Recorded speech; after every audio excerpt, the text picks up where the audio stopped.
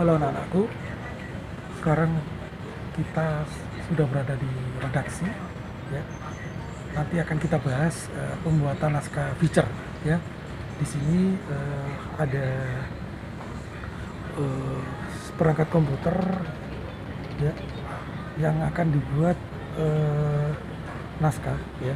Di sini ada beberapa rundown, ada beberapa rundown acara ya, dan salah satu item beritanya nanti kita buat naskah feature ya.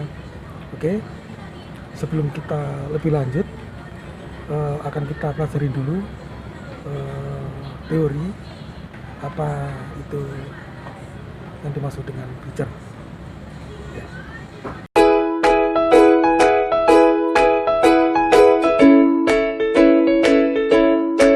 Bismillahirrahmanirrahim. Assalamualaikum warahmatullahi wabarakatuh. Kita pada kesempatan kali ini akan belajar seni menulis feature ya. Sebelum kita lebih jauh, kita harus tahu dulu apa sih bedanya reportase dengan gaya feature dengan reportase hard news atau berita. Yang pertama, kalau hard news berisi informasi faktual, bersifat melaporkan secara objektif. Tujuan utamanya membuat orang jadi tahu, memiliki gaya yang kaku. Sementara feature berisi deskripsi yang detail, bersifat menggambarkan, bahkan boleh memasukkan unsur subjektivitas penulis. Tujuan utamanya membuat orang paham bahkan tersentuh, memiliki gaya yang lebih lentur dan menarik. Yang terakhir yaitu lebih lentur dan menarik. Nah, apa sih menariknya tulisan feature ini? Saya akan memberikan contoh dua bentuk tulisan ya, reportase untuk satu peristiwa. Nah, yang sebelah kiri ini adalah hard news ya. Minggu 20 Oktober 2019, sebuah rumah di pemukiman padat penduduk di kawasan Kebayoran Lama dilalap si jago merah. Kebakaran ini terjadi akibat ledakan tabung gas dari dalam rumah.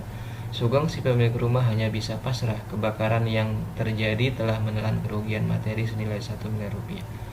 Sedangkan yang sebelah kanan ini adalah bentuk feature ya.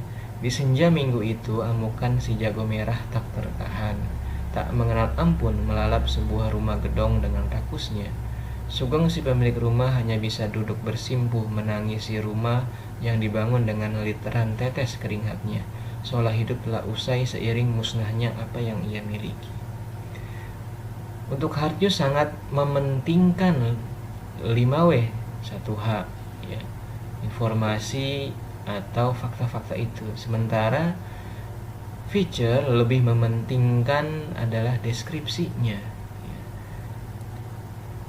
Kita lanjut, apa perbedaan rumus hard news dengan feature? Nah, kalau rumus hard news sangat statis ya, itu saja. Paragraf pertama biasanya diisi dengan 4W ya. Apa, siapa, kapan, di mana. Paragraf kedua berisi 1W ya, mengapa. Paragraf ketiga berisi how ya, bagaimana jalannya cerita. Sedangkan rumus feature sangat fleksibel ya, bisa dimulai dengan sesuatu yang mengagetkan, bisa dimulai dengan satu narasi yang mendayu-dayu, atau bisa juga dengan kutipan ya. Akan tetapi feature tetap harus memperhatikan kaidah 5W1H, harus tetap ada ya, walaupun posisinya bisa secara acak dibuat. Nah, ini salah dua contoh tulisan feature saya yang saya buat di Wata Ahmadiyah. Yang satu berisi awalannya berisi deskripsi yang detail ya, sedangkan yang satunya lagi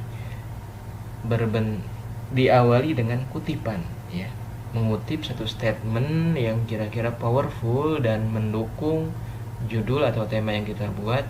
Nah, itu ditaruh di awal awal tulisan kita ya. Selanjutnya ya, ada hal-hal yang perlu disiapkan agar sebuah reportase dalam bentuk feature dapat cetar membahana. Nah, seorang reporter atau kontributor harus memperhatikan ya 3 hal ini. Yang pertama, harus mampu merekam secara detail situasi momen yang akan direportasekan, sebab disinilah kunci dari feature ya. Apakah situasinya mencekam ya, mengharu biru, sukacita, gembira, segala macam. itu harus bisa direkam dan diungkapkan dalam satu deskripsi yang detail. Yang kedua, harus cekatan mencatat pernyataan-pernyataan dari narasumber atau tokoh yang mendukung reportasenya. Statement-statement dari tokoh-tokoh atau narasumber ini harus kita catat, mau itu di note kita atau di HP kita, yaitu dimanapun dia, bahkan kalau perlu direkam ya, supaya kita bisa mendengarkannya ulang. Yang ketiga, harus mampu memilih bagian mana yang paling menarik dan menjual. Nah, ini salah satu yang spesial dari feature adalah dia fokus kepada satu momen saja, karena satu momen ini ketika diceritakan secara detail ini sangat panjang sekali ya. Jadi seorang kontributor atau reporter harus mampu untuk memilih ya, bagian mana yang paling menarik dari satu peristiwa ya. Baik, kita akan mulai berlatih. Sebelumnya kita siapkan dulu bahan bakunya ya. Yang pertama selalu 5W 1H ya, ini tidak boleh ketinggalan ya. Bagaimanapun ya, kita harus selalu memperhatikan ini. Yang kedua, deskripsi-deskripsi yang akan kita pakai ya. Yang ketiga, pernyataan-pernyataan yang mendukung. Oke, kita akan mulai ya. Judulnya adalah Jalsa 2018 Ceramah tentang Sholat dan Keharuan Peserta. Nah, bahan baku yang pertama adalah 5W1H. Kita harus mengumpulkan ya, apa nama peristiwanya, Jalsa Salah 18 ya, spesifiknya ceramah Maulana Dili. Di mana ya, Jemaat Gondrong, kapan, Agustus 2018, siapa saja, ribuan peserta, Maulana Dili seorang ansor, seorang muda. Mengapa ya? Bagaimana? Nah, ini alasan mengapa peserta terharu, poin-poin apa saja yang membuat peserta terharu. Nah, dua hal ini, why dengan how, ini harus menjadi perhatian kita, fokus kita ya. Karena nanti kita akan bisa mengarahkan pembaca kepada keharuan yang sama yang dialami oleh peserta. Jadi kita harus fokus pada momen terharunya anggota. Oke, bahan baku yang kedua yaitu deskripsi-deskripsi yang mendukung. Nah, ini saya sudah mengumpulkan beberapa deskripsi ya.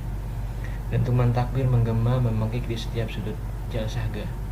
Jadi saya mencoba menggambarkan situasi akhir ceramah, yaitu takbir di mana-mana. Nah, situasi yang kedua saya gambarkan seorang ansor yang khusyuk ya, pandangannya tertunduk, matanya mulai berkaca-kaca. Juga seorang hudam yang duduk di barisan terdepan tampak mengusap air mata yang menitik pelan ya. Jadi ketika Maulana Dili, saya memperhatikan satu persatu wajah-wajah anggota, reaksinya seperti apa. Reaksi yang paling unik itu yang kita cari. Kita datangin orangnya, kita tanya namanya siapa, dari mana, lalu kita tulis ya sebagai bahan baku kita. Nah, lalu ada lagi deretan kipas angin embun berputar mengembuskan semilir angin yang diiringi butiran embun yang halus. Nah, ini hanya sekedar supaya mata pembaca tidak lelah ya, kita kasih deskripsi ya. Maulana Dili sejenak menatapi dengan tajam para peserta yang tengah masgul dalam keharuannya. Banyak yang mulai berkaca-kaca, tak jarang ya. Semua deskripsi ini mengarahkan kepada keharuan peserta ya. Jadi memang kita harus perbanyak deskripsi ini. Nah, yang ketiga bahan bakunya yaitu pernyataan-pernyataan mendukung. Nah, ini adalah beberapa pernyataan-pernyataan Maulana Dili yang sempat saya rekam, yang akan dijadikan sebagai tulisan ya. Kita rekam saja semua yang mampu kita rekam. Nanti kita bisa pilah-pilah mana yang kira-kira perlu, mana yang tidak ya. Jangan semua dimasukkan ya.